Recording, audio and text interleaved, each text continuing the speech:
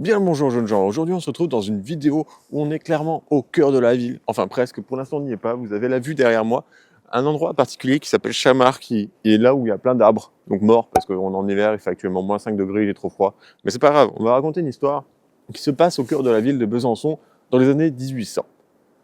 Une histoire de sorcière. Besançon, blotti entre les bras du Doubs, semble paisible aujourd'hui. Ses rues, ses pierres, ses ponts donne une impression de tranquillité. Mais comme toute ville ancienne, elle porte des marques invisibles de son passé. Parmi elles, il y a Chamar, un lieu où l'on marche, où on se promène, où l'on rit, ou même simplement une place que l'on traverse.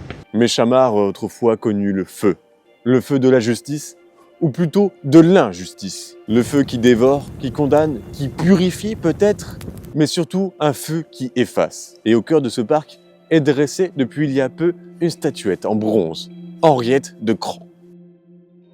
Cette femme est la toute première femme bisontine à être accusée de sorcellerie en 1434. Ce monument est une présence, une mémoire matérialisée, un visage qui nous regarde, venant du fond des siècles. Nous allons remonter jusqu'au XVe siècle, jusqu'au procès de sorcellerie, jusqu'au feu de Chamar, et jusqu'à Henriette de Cran. Nous sommes au début du XVe siècle. Besançon n'est pas encore française, car c'est une cité libre placée sous l'autorité de l'archevêque. La justice ecclésiastique est puissante, très puissante. C'est une époque marquée par la famine, les maladies et les guerres. Une époque où la peur circule plus vite que les informations. Une époque où l'on cherche un coupable à tous les malheurs. Et parmi les coupables tout désignés, il y a les femmes seules. Les guérisseuses, les marginaux, les personnes différentes. Le diable dans les sermons n'est jamais loin. On dit qu'il rôde, qu'il se cache dans la nuit, qu'il fait alliance avec certains humains, ou plutôt certaines humaines. C'est dans ce climat, dans cette tension, que surgit le nom d'une femme, Henriette de Cran. Que sait-on d'elle? Peu de choses en vérité. Elle avait environ 75 ans, un âge assez avancé pour l'époque. Elle vivait seule, sans mari, sans enfant connu. Elle habitait le quartier des Crans, près des murailles. Elle était probablement guérisseuse, ou du moins quelqu'un qui savait manier les plantes, les tisanes, les simples. Mais dans le Besançon du XVe siècle, une femme seule, avec un âge avancé, cultivant une certaine indépendance, suffisait à éveiller les soupçons. Un voisin l'accuse, puis un autre, puis deux femmes affirment avoir entendu Henriette murmurer les paroles étranges. Une rumeur se répand. Elle maîtriserait des forces. Une autre rumeur affirme qu'elle parle aux animaux. Une autre encore affirme qu'elle rejette certains rites religieux. La machine s'emballe. On ne devient pas sorcière par ses actes, mais par la peur que les autres rejettent sur nous. Le procès d'Henriette se déroule dans une atmosphère déjà bien chargée. Nous ne possédons pas la transcription intégrale, mais ce que nous savons déjà des procès de sorcellerie à cette époque permet de définir le déroulé de cette histoire. Elle est interrogée, puis réinterrogée, puis elle est confrontée à ses accusateurs. On lui parle de pacte avec le diable, on lui parle de sabbat, on lui parle de maléfice. Chaque dénégation d'Henriette devient une preuve supplémentaire. Si elle nie, c'est qu'elle cache quelque chose. Si elle se défend, c'est que le diable la protège. Si elle pleure, c'est pour attendrir. La logique est circulaire, impossible de l'arrêter. Et la sentence tombe. Henriette est condamnée pour hérésie et sorcellerie. La sentence est bien connue, au bûcher à Chamar. 13 mars 1434. Le jour se lève à peine sur Chamar. Dans les rues encore froides, un attroupement se forme. Des murmures, des cris étouffés, une agitation nerveuse.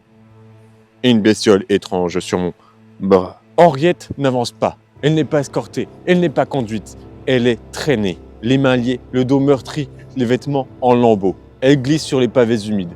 Traînée sans ménagement par deux hommes qui doivent appliquer la sentence. Son corps heurte les pierres, ses genoux s'ouvrent, le tissu se déchire et à chaque chaos, un gémissement. Faible, presque imperceptible, mais suffisamment pour rappeler qu'elle n'est pas un objet, pas un symbole, mais un être humain. La foule derrière le cordon de soldats observe. Certains détournent les yeux, d'autres sourient nerveusement. Des enfants perchés sur les épaules de leurs parents découvrent le monde de la violence sous un prétexte de morale.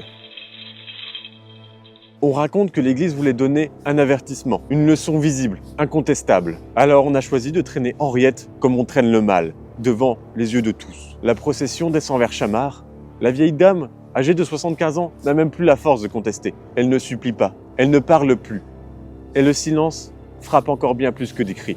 Arrivé au niveau du bois déjà empilé, son corps est relevé brusquement, presque jeté au milieu du bûcher afin d'être attaché au poteau central. Ses cheveux gris se mêlent aux cordes, ses jambes tremblent, mais son regard, lui, reste étrangement fixe. Et lorsque les premières flammes embrasent le bois, la foule se presse encore plus. Pour voir, pour comprendre ou pour même se rassurer.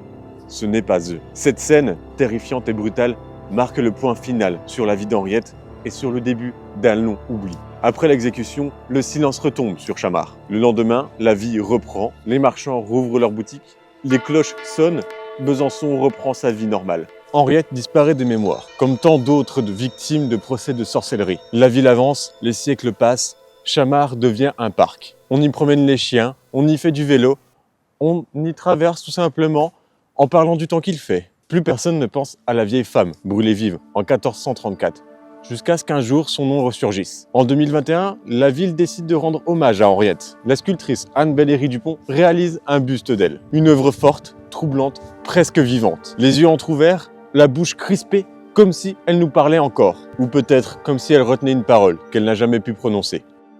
Le buste est inauguré à Chamard, à quelques pas du lieu supposé de son supplice. Le geste est fort. Replacer dans la ville la mémoire d'une femme que la ville elle-même a brûlée. Mais 10 jours seulement après son installation, le buste est vandalisé. Peinture, symboles, insultes, comme si le visage de la femme injustement accusée restait trop subversive.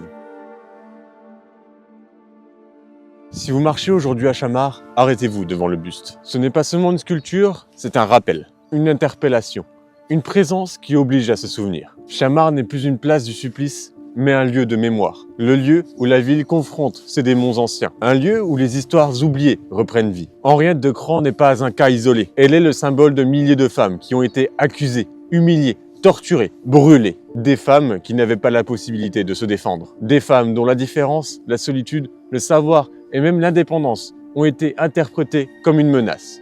Raconter Henriette aujourd'hui, c'est refuser l'oubli. C'est refuser que l'histoire se répète. C'est accepter de regarder en face ce que le passé a produit. Si vous passez à Chamard, approchez-vous du buste. Laissez votre regard croiser le sien. Vous comprendrez peut-être ce que tant de siècles avaient enterré. Et vous entendrez alors peut-être dans le vent, non pas un cri, mais un murmure. Celui d'Henriette, celui des flammes de Chamard.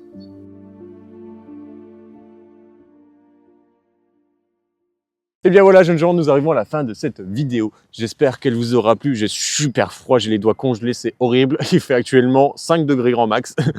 J'espère que ça vous aura plu, ce concept aussi de du coup se balader, de découvrir des lieux historiques ou en tout cas où une histoire s'est passée avec des plans de coupe. Je les ai pas encore faits, je ne sais pas du tout s'ils sont bien ou pas mes plans de coupe. J'ai juste fait le volet de drone. D'ailleurs, il va super loin, je suis impressionné par la distance du drone.